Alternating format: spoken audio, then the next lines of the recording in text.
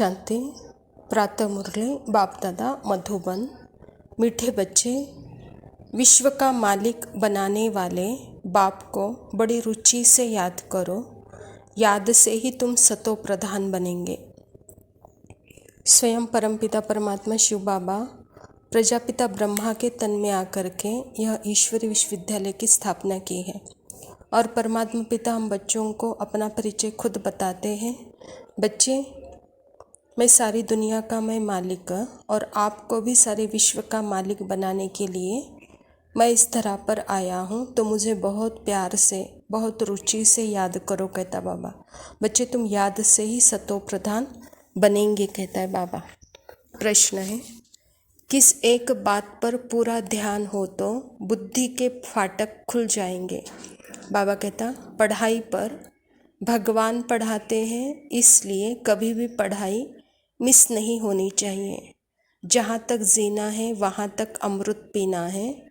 पढ़ाई में अटेंशन देना है, अपसेंट नहीं होना है।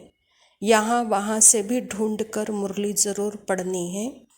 मुरली में रोज़ नई नई पॉइंट्स निकलती रहती हैं, जिससे तुम्हारा कपाट खुल जाएगा।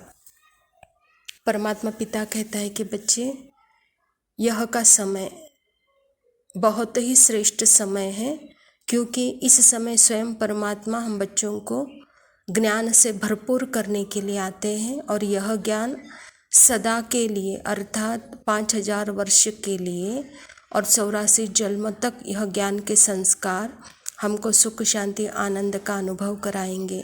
इसीलिए बच्चे, बुद्धि का कपाट सदा खुले रहे तो उसके लिए पढ़ाई पर विशेष अटेंशन दो। यह पढ़ाई कभी मिस नहीं करो। जब तक जीना है तब तक यह ज्ञानामृत पीना है। इस पढ़ाई पर अटेंशन दो, अपसेंट नहीं हो। बाबा कहता, मुरली ढूंढ कर भी, जहाँ तहाँ जा कर के मुरली ढूंढ कर भी पढ़ो। रोज़ रोज़ बाबा नई नई बातें समझाते हैं, जिससे हमारा बुद्धि का कपाट खुल जाता है। धारणा के लिए मुख्य सार है, जब तक जीना है अमृत पीना है, शिक्षाओं को धारण करना है। भगवान पढ़ाते हैं, इसीलिए एक दिन भी मुरली मिस नहीं करनी है। यह लास्ट जन्म बहुत ही श्रेष्ठ जन्म है, क्योंकि इस समय स्वयं परमात्मा हम बच्चों का शिक्षक बन कर के आया है। तो बच्चे, जब तक जीना है तब तक ज्ञानामृत पीना है और इन शिक्षाओं को धारण करना है और मुरली को एक दिन भी मिस नहीं करना है, कहता बाबा। दूसरी पॉइंट है, पद्मों की कमाई जमा करने के निमित्त मात्र घर में रहते, काम काज करते एक बाप के याद में रहना है। बाबा कहता, एक के साथ 0 लगाओ तो उसकी वैल्यू बढ़ जाती है। तो ऐसे ही परमात्मा एक और मैं आत्मा 0, तो अपने आप को 0 बन करके सेकंड परमात्मा के साथ जोड़ो। तो बाबा कहता, पद्मों की कमाई जमा हो जाएगी। तो निमित्त मात्र घर में रहते, काम काज करते, एक बाप को सदा याद करते रहो, कहता बाबा। वरदान है, प्रसन्नता की रूहानी पर्सनालिटी द्वारा सर्व को अधिकारी बनाने वाले गायन और पूजन योग्य भव। बाबा कहता, जो सर्व की संतुष्टता का सर्टिफिकेट लेते हैं वह सदा प्रसन्न रहते हैं और इसी प्रसन्नता की रूहानी पर्सनालिटी के कारण नामी ग्रामी अर्थात गायन और पूजन योग्य बन जाते हैं। आप शुभ चिंतक प्रसन्न चित्त रहने वाली आत्माओं द्वारा जो सर्व को खुशी की, सहारे की, हिम्मत के पंखों की, उमंग उल्लास की प्राप्ति होती है। यह प्राप्ति किसी को अधिकारी बना देती है, कोई भक्त बन जाते हैं। परमात्मा पिता कहते हैं कि बच्चे, यह रूहानी पर्सनालिटी प्रसन्नता की पर्सनालिटी है जो सर्व अधिकारी बना देती है और वही गायन और पूजन होते हैं, कहता बाबा।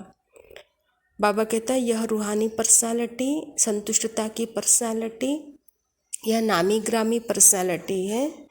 यह शुभ चिंतक प्रसन्नचित्त रहने वाली आत्माओं द्वारा सर्व को खुशी, सहारे, उमंग उत्साह की प्राप्ति कराने की, अधिकारी बनाने की पर्सनालिटी है। स्लोगन है, बाप के वरदान प्राप्त करने का सहज साधन है दिल का स्नेह। अच्छा, मीठे मीठे सिकिला दे बच्चों प्रति माता पिता बाप दादा का याद प्यार और गुड मॉर्निंग। रूहानी बाप की रूहानी बच्चों को नमस्ते।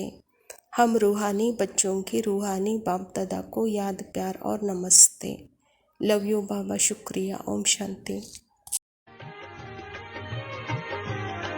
शिव पिता का झंडा फहर रहा है, शिव पिता का झंडा फहर रहा संसार के कोने कोने में। भूमंडल सारा बदल रहा, अब देर न सतयुग होने में। शिव पिता का झंडा फहर रहा संसार के कोने कोने में। भूमंडल सारा बदल रहा, अब देर न सतयुग होने में। शिव पिता का झंडा